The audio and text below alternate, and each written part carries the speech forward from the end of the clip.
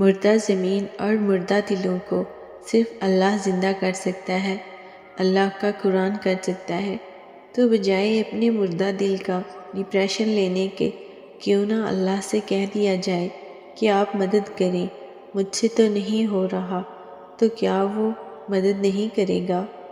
ساتویں آسمان پر رہنے والا رب العالمین ہمارا دکھ ہمارے ساتھ رہنے والوں سے بہتر جانتا ہے۔ تصور تو پھر تصور ہے، اس کے کن سے تو حقیقتیں بدل جاتی ہیں۔ حضرت علی علیہ السلام نے فرمایا، اپنی دعاؤں پر یقین رکھو، اللہ پاک اتنا نوازے گا کہ تمہیں لگے گا ہی نہیں کہ کبھی کچھ کھویا تھا۔ قبولیت کے لیے نشانی ڈھونڈ رہے ہو، اس سے واضح اور کیا ہوگی کہ اللہ اب تک تمہارا دل دعاؤں میں لگائے ہوئے ہے۔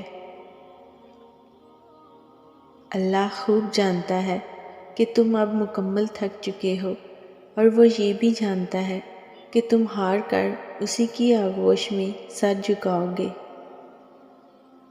کیونکہ مدد تو اللہ کی طرف سے ہوتی ہے جو سب کچھ کر سکتا ہے، جو چند لمحوں میں تمہاری صدیاں بدل سکتا ہے۔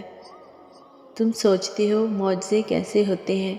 معجزے اپنی دعاؤں پر یقین اور دعائیں قبول کرنے والے پر توکل کرنے سے ہوتے ہیں۔ تہجد تمہارے اور اللہ کے درمیان ایک مقدس وقت ہے، تمہاری دعاؤں کی قبولیت کی آخری منزل ہے۔ سب تب ہی آتا ہے جب ہم اس کی رضا میں راضی ہونا شروع کر دیتے ہیں۔